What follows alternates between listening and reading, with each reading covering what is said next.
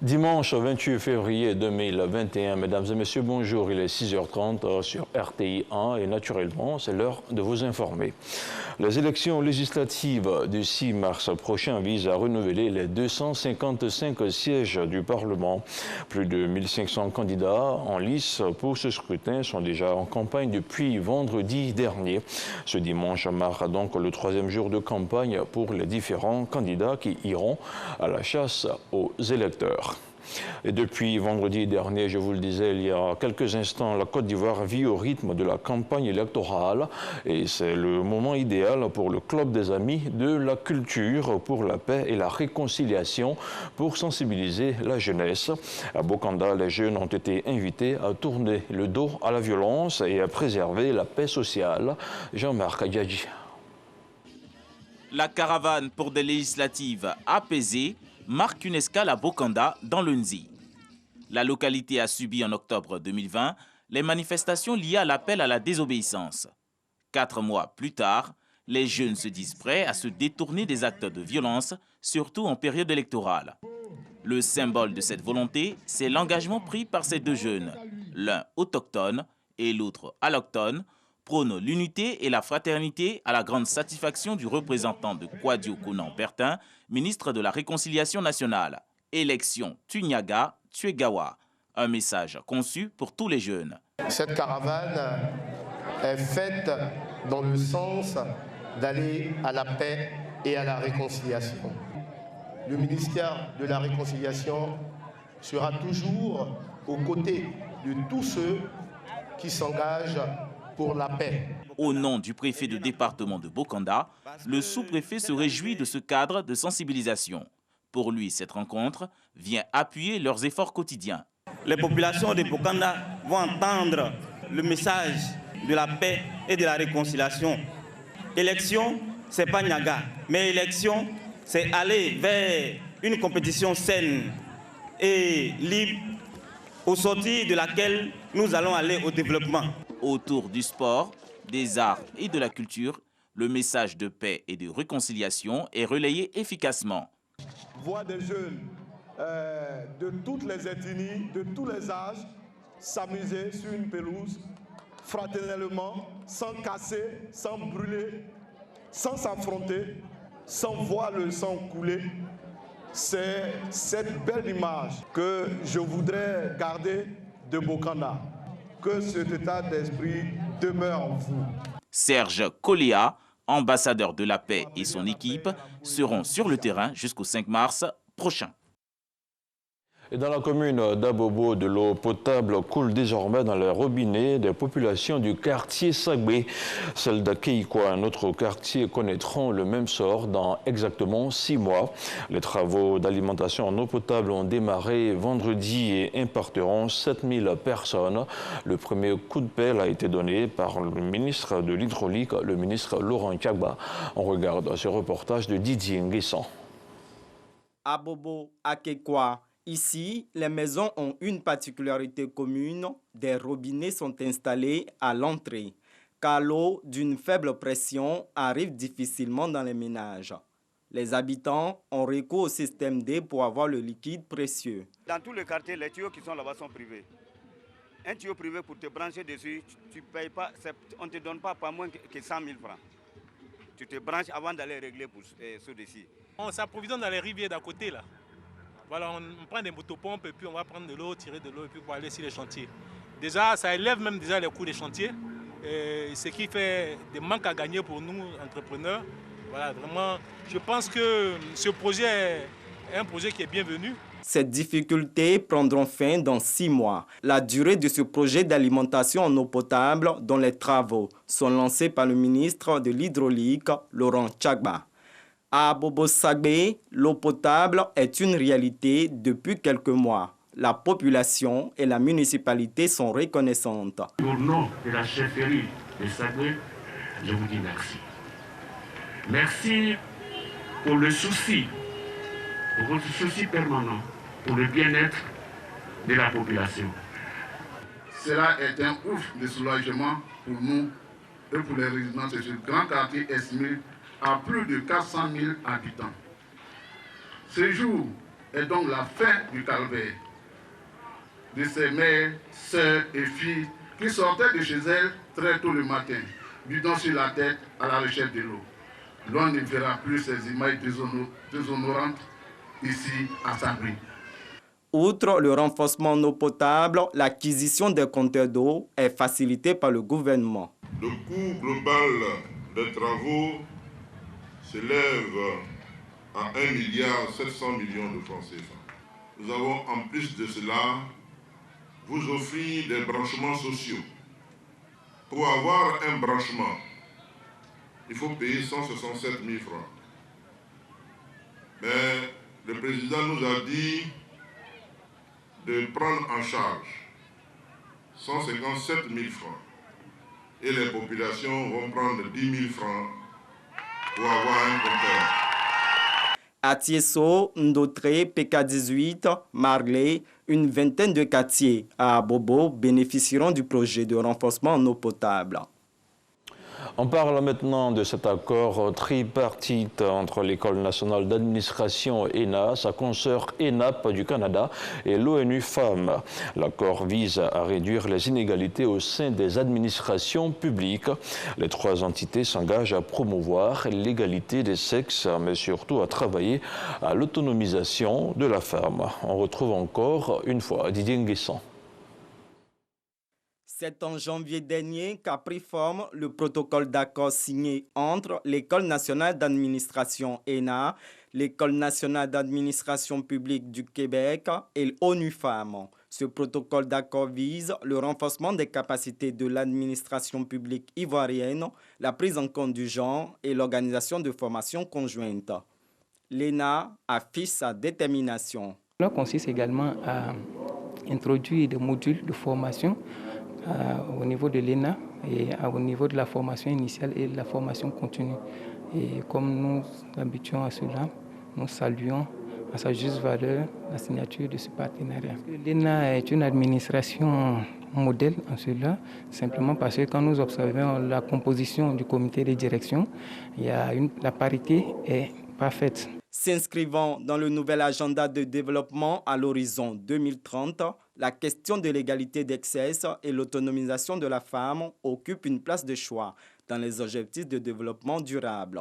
Les trois parties signataires s'y engagent. Ce partenariat stratégique que nous souhaitions mettre en place entre ces institutions pour nous assurer que la prochaine génération de cadres de l'administration, des hauts cadres de l'administration ivoirienne sont sensibles au genre et prennent en compte ces approches de genre dans leurs fonctions. Intégrer toutes les fonctions genre dans le curricula de l'ENA de Côte d'Ivoire. Donc c'est quelque chose de très important. Ça va dans le sens que le gouvernement aussi a mis de l'avant pour avoir une meilleure représentativité des femmes au sein de l'administration publique ivoirienne. Cet accord vient répondre à la mise en œuvre des valeurs et orientations stratégiques de l'École nationale d'administration publique du Québec. Et puisqu'on parle des femmes en prélude à la célébration du 8 mars, plusieurs d'entre elles ont déjà reçu des lots de pagne. À Yopougon, par exemple, le ministre de l'Enseignement supérieur et de la Recherche scientifique a fait des dons à des ONG et des associations. On regarde ce reportage de Grace Kando. Remise symbolique de pagne à 750 femmes issues d'associations et d'ONG dans la commune de Yopougon par le ministre Adama Diawara, dans le cadre de la célébration de la Journée internationale de la femme prévue le 8 mars. Un geste apprécié à sa juste valeur par les bénéficiaires qui comptent en faire un bon usage. Le 8 mars, il serait bien sapé. Grâce au ministre, j'ai eu le pagne, donc je lui dis merci. Je viens de recevoir le pagne de la fête de 8 mars de la main de monsieur le ministre. Vraiment, je suis dans la joie. Il a un cœur d'amour, il a un cœur de partage et il a vraiment un cœur qui est toujours en faveur des femmes. J'ai reçu le pagne de la journée de la femme. En tout cas, je suis émue. Je dis merci au président Alassane Ouattara et au ministre Adama Diawara. Grâce au président aujourd'hui, nous les femmes à Mikao, nous sommes heureuses. Toutes les femmes ont reçu filets sociaux. Les 36 000 chaque 3 mois, nous recevons. Et aujourd'hui, En tout cas, les femmes sont heureuses. Selon le ministre de l'Enseignement supérieur et de la Recherche scientifique, ce don s'inscrit dans le cadre du volet social du gouvernement. Une façon non seulement de participer à la réussite de cette fête des femmes, mais également une façon de montrer que le président de la République tient parole. Lorsque, pendant la campagne présidentielle, il a prôné la solidarité, cette solidarité est agissante. Elle est mise en œuvre à travers l'action gouvernementale, elle est mise en œuvre par les collaborateurs directs du chef de l'État que nous sommes. Prôner l'union, la fraternité, le vivre ensemble, la solidarité, vraiment la réconciliation vraie dans une Côte d'Ivoire solidaire. Voilà, c'est le mot que je lance à l'ensemble de la population ivoirienne et aux femmes en particulier. En plus des pagnes, le ministre Adama Diawara a fait don d'environ 2000 chaises aux ONG et associations. Selon le donateur, toutes ces actions contribuent à l'épanouissement de la femme. On continue à parler des femmes avec ce concours de beauté qui revient cette année avec des innovations et qui se tiendra dans plusieurs localités de l'intérieur du pays, de même qu'ici à Abidjan. La 14e édition du concours Miss Aoulaba a été lancée dans les locaux de l'UNESCO. L'entité des Nations Unies qui soutient la culture s'engage à valoriser et à promouvoir ce concours de beauté. Le reportage de Sephora Zegui. Distinction des membres du comité Aoulaba, une cérémonie marquant le lancement de la 14e édition de cette compétition. Plateforme de promotion de la beauté africaine, le concours Aoulaba 2021 repose sur des critères. Être âgé de moins de 25 ans et avoir un enfant au moins. Des innovations sont annoncées pour cette année. Le pain tissé n'est pas beaucoup valorisé et pourtant ça fait partie de notre patrimoine. Et donc, ajouter à un concours de beauté de la femme, je pense que nous aidons les tisserands à aller de l'avant. Art, culture, le concours Aoulaba se positionne comme un facteur de valorisation du patrimoine ivoirien, mais également d'instauration de cohésion sociale entre les communautés. Partenaire culturel de choix, l'UNESCO s'engage à accompagner la culture ivoirienne. Elles sont pour nous les ambassadrices de la diversité culturelle du pays. De surcroît, lorsqu'elles travaillent avec l'UNESCO, elles sont également des ambassadrices de la paix, de messages de cohésion sociale. Lorsqu'on parle de culture, on parle de dialogue, de compréhension mutuelle, de partage des valeurs. Donc, elles seront également nos ambassadrices de paix dans les différentes régions de Côte d'Ivoire. La 14e édition du concours Aoulaba qui a pour thème Pandémie à Covid-19, respectons les mesures barrières, va parcourir 15 localités du pays, dont certaines communes du district d'Abidjan et les villes de l'intérieur. Et sur la place pétanque de Daloa, les humoristes ont arraché le sourire aux populations de la cité des Antilopes. La caravane Bonjour Tour 2021 a été mise à profit par le ministre et parrain de la tournée, Mamadou Touré, pour inviter les populations à l'union et à la paix. Le résumé de l'étape de Daloa avec Demadongui Konepa Gassoro. Daloa, ville située dans la région du Haut-Sassandra à environ 375 km d'Abidjan. C'est à l'espace pétanque de cette localité qu'équipe de production de l'émission Bonjour, humoristes, autorités administratives, élus, cadres, jeunes et femmes se sont retrouvés dans le cadre de Bonjour Tour 2021, émission humoristique de la RTI. En Europe, quand tu vas dans les grands hôtels, ton temps est fini, on t'appelle du combiné. Allô, bonjour monsieur, vous êtes au thème de votre séjour. Donc, veuillez vous apprêter à libérer nos appartements. Ça, là, c'est chez eux, là-bas. Chez nous, ici, là, il y a un seul mot. Tu entends, tu dis, c'est qui? Mon vieux, c'est la réception, il est là. Pour la première fois, nous sommes bel et bien à Daloa, grâce aux parrains. C'est important de le signaler. Daloa, ici, on sent, avec cette mobilisation, une grande et forte cohésion, l'union des fils et des filles de Daloa. Votre exemple servira.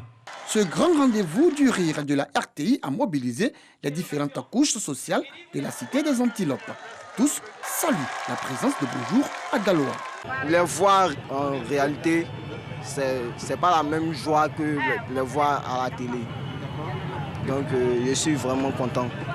Je me suis bien amusé. Nous avons apprécié la soirée, on a vu les humoristes qu'on a l'habitude de voir à la télé. En tout cas, nous sommes très contents. Merci au ministre Mamadou Touré, merci à la RTI, merci à tout le monde. Mamadou Touré, parrain de Bonjour d'Aloa, à cette occasion a invité les populations au respect des mesures barrières. Il faut que tout le monde porte un masque. La Covid est encore une réalité. Je voudrais en votre nom et à mon nom dire merci à la RTI qui apporte la joie aujourd'hui à Daloa. Je vous promets que chaque année, Daloa fera venir l'équipe Bonjour. Tout comme Mamadou Touré, les humoristes ont eux aussi, à travers leurs différentes prestations, sensibilisé les populations au strict respect des gestes barrières. Dans l'actualité internationale au Niger, Mahaman Ousmane s'est de nouveau exprimé hier samedi à Zender. Le candidat du RDR, Tchandji, est crédité d'un peu plus de 44% des voix au second tour de la présidentielle, selon des résultats globaux provisoires. Il arrive deuxième derrière le candidat du PNDS à Taraya, le parti au pouvoir, Mohamed Bazoum, qui recueille près de 56%, toujours selon ces mêmes chiffres. Devant la presse, Mahaman Ousmane a de nouveau contesté les résultats de la CENI. Il s'est aussi prononcé sur les centaines d'interpellations qui ont eu lieu depuis le début des troubles. Il exige la libération de tous les détenus sans délai, l'arrêt du harcèlement et les menaces des militants. Et puis, hors du continent africain, aux États-Unis, au lendemain de la publication du rapport de la CIA sur l'assassinat de Jamal Khashoggi, le président américain Joe Biden fait face à de vives critiques dans la presse et de la part d'élus démocrates. Le chef de la commission du renseignement à la Chambre des représentants a estimé hier samedi que les sanctions prises par Washington n'étaient pas suffisantes. Les éditorialistes du New York Times et du Washington Post formulent également les mêmes critiques. Et c'est ici que l'on s'arrête pour ce 6h30. Merci à vous tous de l'avoir suivi. L'information revient à 13h avec Herman Guidé. Retrouvez à 20h Marie-Laure Ongoran. Et quant à moi, je serai là à 23h. Restez sur RTI 1.